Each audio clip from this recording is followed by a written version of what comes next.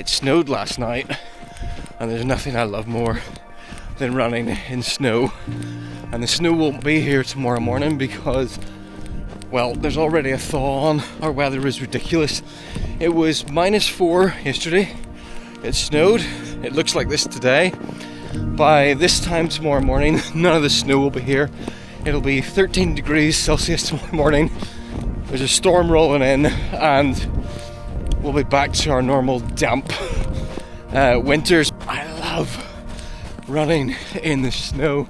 It doesn't snow very often here, and when it does, it doesn't last for long. So for us in Northern Ireland, snow is a novelty. I know that if you live somewhere where it's cold and snowy for months and months on end, you're probably absolutely sick of it. But for us, it is a magical, beautiful winter wonderland. Let's go explore for a bit. And oh, if you've landed on this channel for the first time, this is my casual vlog channel for running. If you like outdoor adventures, you can check out my main channel, Stephen J. Reid.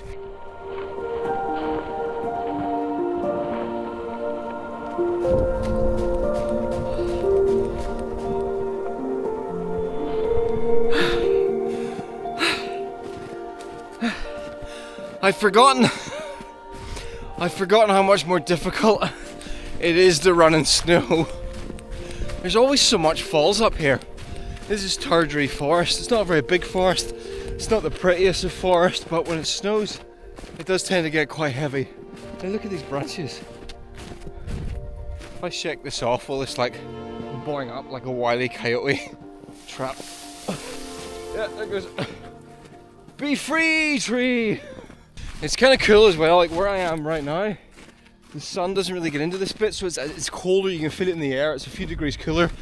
And then as soon as you get out into a bit that's been getting the sunshine, there's no snow. I'm not sure why I'm stating these things as if it's not common knowledge that snow melts in the summer, or snow melts in the sunshine. I had a bit of a disappointment today because tomorrow I was supposed to be running my first proper trail race of this winter. I was going to vlog it. It was going to be my first proper race video on this channel, and thanks to the storm that's rolling in tomorrow, that race has been postponed until next weekend. So next weekend, or maybe the Monday after next weekend, you'll be getting this is difficult. You'll be getting my very first actual trail race video on this channel. Do you know what I have to do? I have to do this. I'm not going to enjoy it, but I'm going to do it.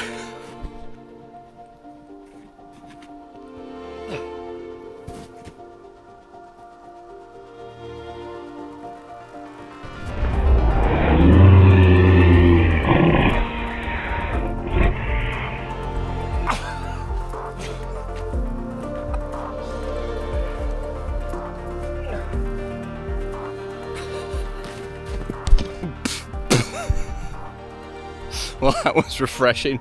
Okay, you might be asking the question, hey Stephen, was that not incredibly cold? And actually, it was freezing.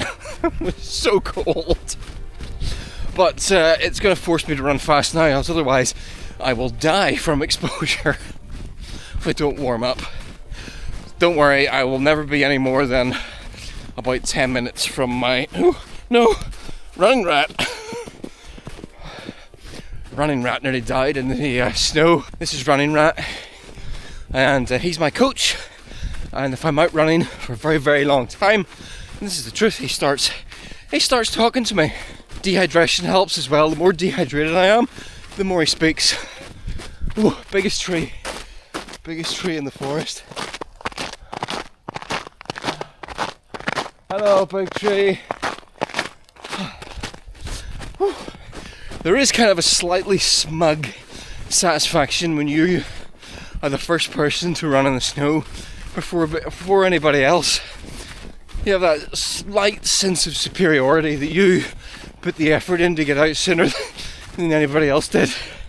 And equally so, if I go to try and run somewhere early and I see that there's already tracks in the snow, a little part of me, tiny part of me, hates that person. Ooh, I'm getting colder because we're now around the back. Oh, that's amazing. That is incredible. I have just run down that hill. Normally when you go up, you drop in temperature, but here, as I drop down around the back of the hill into the area that hasn't had any sunlight, it's so much colder. Once again, Stephen continues to be baffled and impressed with very basic principles.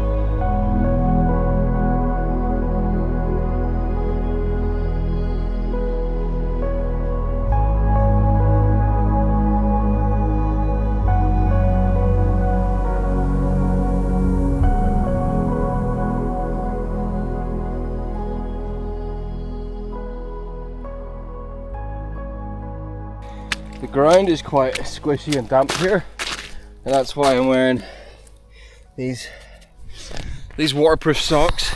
Yeah, so in weather when it's going to be cold but also damp, which really applies in a day like this when there's a bit of a thaw on and there's snow on the ground, I'll wear a combination of thin merino liner socks and then waterproof socks, because the liner socks give me a little bit of warmth, and then the merino socks stop the moisture getting in and stop my feet getting cold. So I find that's a good combo. Look at this.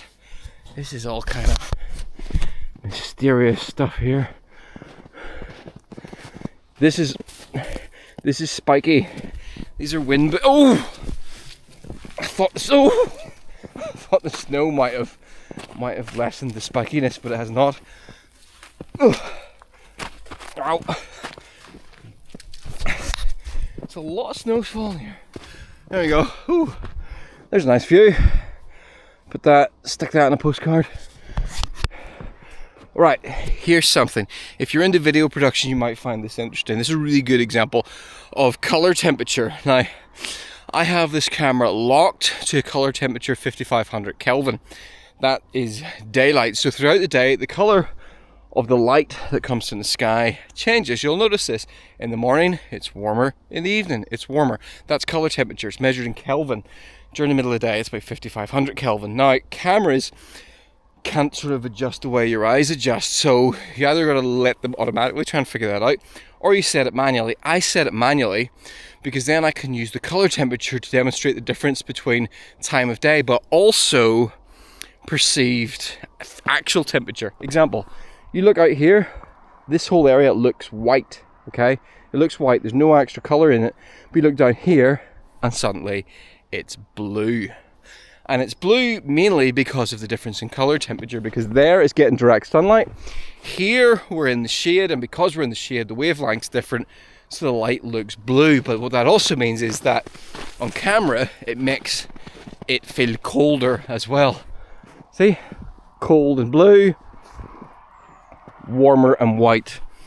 And that can be a useful little tool for filmmaking, but you're not here for filmmaking, you're here for running. I'm currently running up a hill. I've had to put on my backup gloves because my other ones, well, I got snow on them, then the snow melted, and then it turned into water, and then my hands were getting cold. These are my kind of backup emergency gloves. These are, what are they, Montane Prism. They're kind of expensive, but they pack down to absolutely nothing. And for the size of them and for the weight of them, they're very, very warm and toasty. Ooh, look, a horrible hill that's leading in the sunshine. Let's run all the way up this hill without stopping. This will be good training, right? I'm going to run all the way up this hill, no stoppies. Here we go. Oh, it's so difficult. It's like running in water. Woo! Sunshine.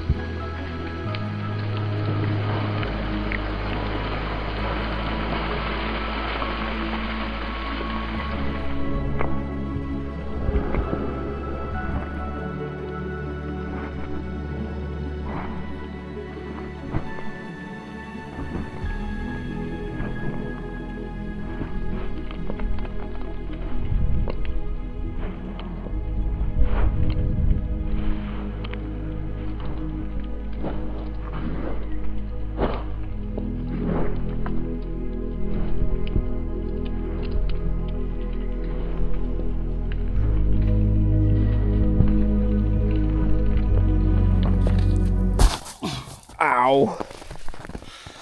Ooh. Okay, that was a bad idea. I slightly pulled my groin a couple of weeks ago. And that did not help. Yep. That's me done. Nothing spectacular today, just a short 2-mile run, which I would argue a 2-mile run in snow is probably equivalent to at least a 3-mile run without snow, so it's a good way to maximize your time. And my question for you this week is, do you like running in snow? Yes or no? Let me know down in the comments. And what I'd actually like to know more than that is if you've ever, slipped and fallen in snow in public, because that's always hilarious. Right, I'll catch you in the next one. Bye bye.